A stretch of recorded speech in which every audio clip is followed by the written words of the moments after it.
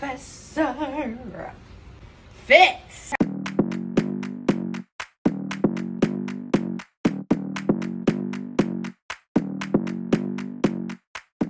I'm Angelina Moles, they, them, she, her, and I'm a professor here at San Francisco State, and I'm also the Liberal and Creative Arts Coordinator for Metro. I try my best not to tell my students anything about my Instagram life, but they find me because y'all are good. I can't just make only fashion content.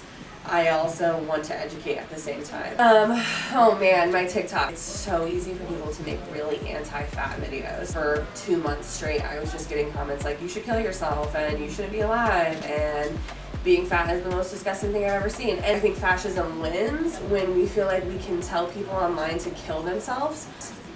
Hello?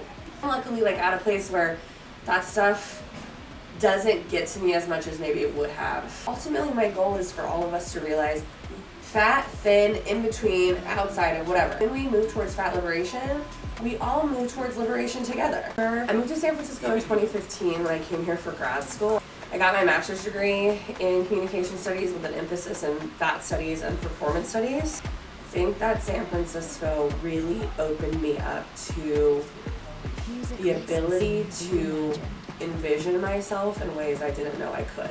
I lived a good portion of my life being quieter, pretending to be smaller.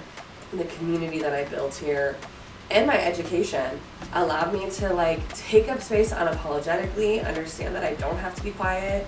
I get to be loud, I get to be fat, I get to be big, I get to exist in these big dreamscape ways. Maybe it's time for rebranding, because I started getting followers and I was kind of confused. Okay, so I definitely want fat to be in it, because I don't want thick, I don't want curvy, I want it to be fat. And then we came up with Fierce Fat Femme, because femme is an identity term in the queer community. It's stayed since then, because I do really feel like a fierce fat femme. I don't owe anyone thinness. I don't owe anyone becoming smaller. I don't owe anyone an explanation for why I look the way I look, who I am. My body and I don't need to be at war with each other. I spent so many years at war with myself. The less time I spent at war with myself, the more time I had to be creative and not worry about do I look too fat from the side, or oh man, you can see my cellulite through my pants. I'm really bad at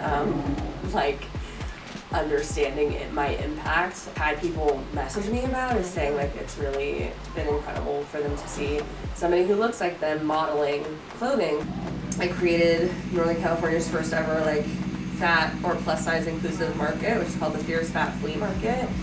And every event that I have people who are this is life-changing to come and be able to try on a plethora of clothes. I've had students who have been on campus and got their period and needed new pants, and they were able to get new pants. Yeah, so don't tell anybody this is being stored on campus, LOL, no, just kidding, you can. But I don't get paid enough to afford storage. I have my clothes stored behind me. I have about 50 bins that are 27 gallons each filled with plus size clothing. It ranges from bras and swimsuits all the way up to wedding gowns. I have 2 wedding gowns right now. Size 24 if anybody needs a wedding gown. They're hearing about me, and I think that is so important to me, because I don't care that they're hearing about me. I care that they want plus size clothing at their events. Fierce Fat Flea is offering a space where if you're plus size, you get to come here and you're not just accessory shopping. You can if you want. Really lean into maximalism with my style. My clothing decisions come from a long history of not getting to make clothing decisions. I'm already gonna be looked at as a fat person in the world, so I want to give them something to look at.